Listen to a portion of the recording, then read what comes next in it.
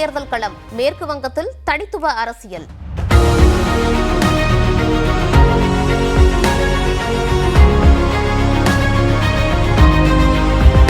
தமிழ்நாடு உள்ளிட்ட 5 மாநிலங்களுக்கு தேர்தல் தேதி அறிவிக்கப்பட்டதை அடுத்து தேர்தல் நடக்கக்கூடிய மாநிலங்கள் பரபரப்பை காண தொடங்கியிருக்கு.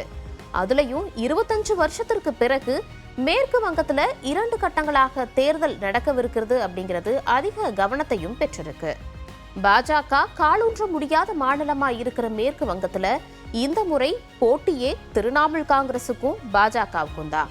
வலுவான இடத்துல இருந்த இடதுசாரிகளையும் காங்கிரஸையும் பின்னுக்கு தள்ளி பாஜக எதிர்கட்சியா உருவெடுத்ததும் கூட்டணியே இல்லாம நேரடியா போட்டியிட்டு வெற்றியை கையகப்படுத்துவோம்னு சொல்றது காங்கிரஸ்.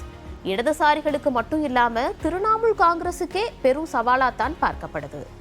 கவனம் பெறும் மேற்கு வங்க தேர்தல் களம் பற்றி விரிவா தெரிஞ்சுப்போம் வாங்க.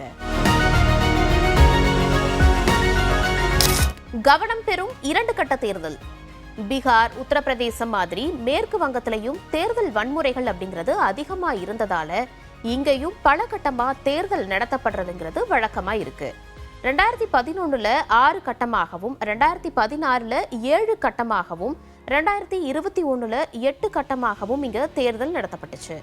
25 வருஷத்துக்கு அப்புறமா இப்போ மொத்தம் இருக்கக்கூடிய 294 தொகுதிகளுக்கு ஏப்ரல் 23ஆம் தேதி, 152 தொகுதிகளுக்கு 29ஆம் தேதியும், 142 தொகுதிகளுக்குன்னு 2 கட்டங்களா தேர்தல் நடைபெறவிருக்கு. இப்போ வன்முறைகள் குறைஞ்சிருக்கிறதால 2 கட்டங்களா வாக்குப்பதிவு நடக்க இருக்கிறதாகவும் சொல்லப்படுது. ஆனா இந்த 2 கட்ட தேர்தல் ஆளும் கட்சியான திரிணாமுல் காங்கிரசுக்கு சிக்கலை ஏற்படுத்தும் அப்படின்னு சொல்லப்படுது.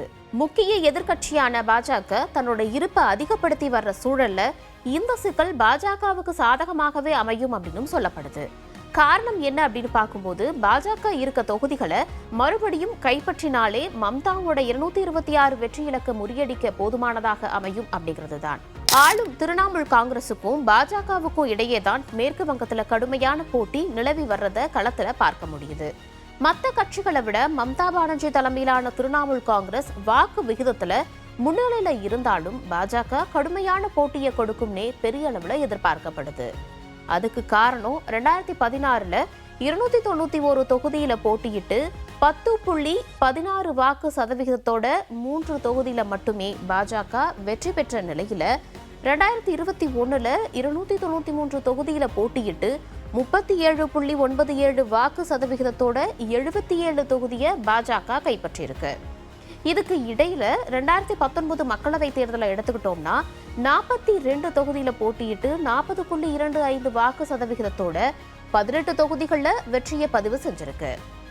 இதுல கவனிக்க வேண்டிய விஷயம் என்ன அப்படின்னு பார்க்கும்போது 2016 வெறும் 10% வாக்கு வங்கியா இருந்த பாஜக 2019 திரிணாமுல் காங்கிரஸை விட 3% கம்மியாகவும் 2021 10% கம்மியாகவும் பதிவு செஞ்சிருக்கிறது தான். மேற்கு வங்கத்தோட பாஜகவுக்கு பெரும் வளர்ச்சியாக இது எல்லாம் தான் பார்க்கப்படுது. கூட்டணியோட சேர்ந்து 216 தொகுதியில கடந்த தேர்தலில் டிஎம்சி வெற்றி பெற்ற நிலையில இந்த முறை 226க்கும் அதிகமான தொகுதிகள்ல வெற்றி பெறும் அப்படின்னு மம்தா பானர்ஜி பேசியிருக்காங்க. கூடவே 291 தொகுதிக்கு வேட்பாளர்களையும் அறிவிச்சிருக்காங்க. தேர்தல்ல பாஜகவுக்கு எதிரான முழக்கத்தை முன்னிறுத்தி தொடர்ந்து 4வது முறையா மேற்கு வங்கத்துல ஆட்சி அமைக்கும் முனப்பில் இருக்காங்க மம்தா பானர்ஜி.